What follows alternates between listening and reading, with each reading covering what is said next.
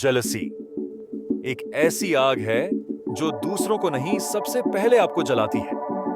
आज हम जानेंगे वो दिव्य रहस्य जो आपकी आत्मा को इस आग से मुक्त कर सकता है। आज एक छोटी सी कहानी से जानेंगे कैसे इस जहर को अमृत में बदला जा सकता है। तैयार हो जाइए आपकी आत्मा को जगाने वाली एक दिव्य कथा के लिए। किसी की तरक्की देखकर दिल में टीस उठती है। कभी ऐसा महसूस हुआ कि क्यों उसके पास है और मेरे पास नहीं? यही ईर्ष्या है जो हमारे मन को भीतर से खा जाती है। क्या आपने कभी सोचा है, जब हम किसी की सफलता देखकर जलते हैं, असल में किसे नुकसान हो रहा है? दूसरों को या खुद को?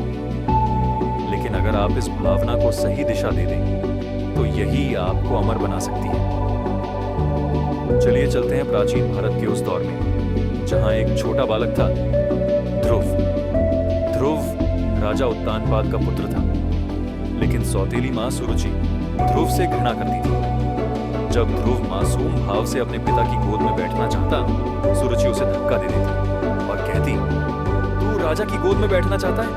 पहले भगवान से वर मांग कि अगले जन्म में मेरी कोख से जन्म ले। सोचिए, मात्र 5 वर्ष के बालक के मन में कैसी आग लगी होगी। अपमान, तिरस्कार और ईर्ष्या की भट्ठी में झुलसता वह नन्हा हृदय रोता रहा, तड़पता रहा। लेकिन ध्रुव ने इस पीड़ा को दूसरों को गिराने में नहीं लगाया। उसने एक अद्भुत निर्णय लिया। उसने तय किया, मैं स्वयं भगवान को प्राप्त करूंगा जो मुझे पिता की गोद नहीं दे सकते। मैं उस पिता की गोद में बैठूंगा जो पूरे ब्रह्मांड के स्वामी हैं, भगवान नारायण। और तभी नारद मुनि प्रकट हुए। नारद जी ने देखा, एक नन्हा बालक कठोर संकल्प लेकर वन की ओर जा रहा है। नारद ने उसे समझाया, बच्चे, यह संसार मोह माया का खेल है। तू अभी बहुत छोटा है। खेल, पढ़ाई कर, जीवन का आनंद ले। तपस्या का समय बुढ़ापे में आता है। लेकिन ध्रुव का निश्चय अडिग था। उसके भीतर भगवान को पाने की ज्वाला भड़क चुकी थी।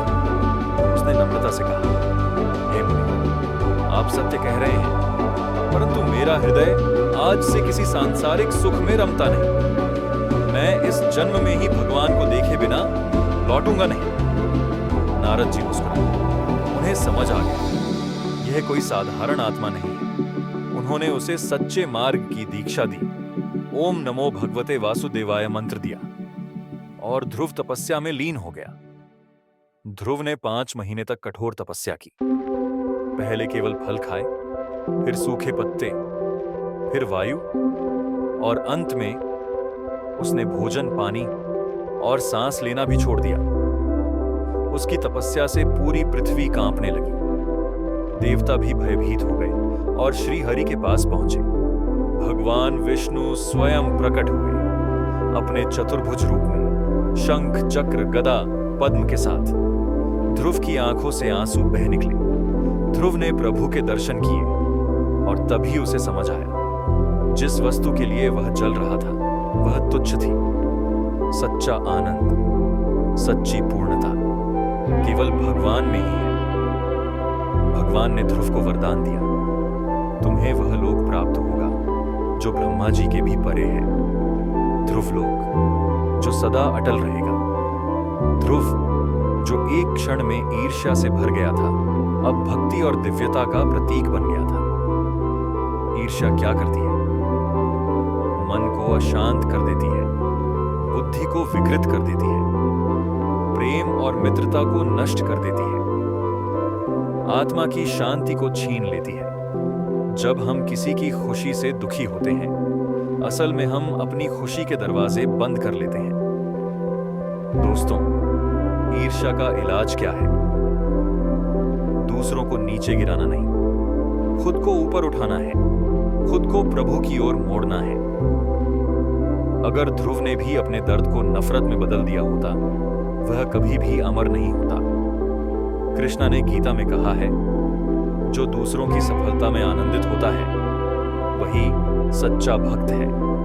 तो अब आप तय करिए, जब आपके जीवन में ईर्ष्या आएगी, क्या आप दूसरों को नीचे खींचेंगे या खुद भगवान के चरणों में चढ़ाई करेंगे?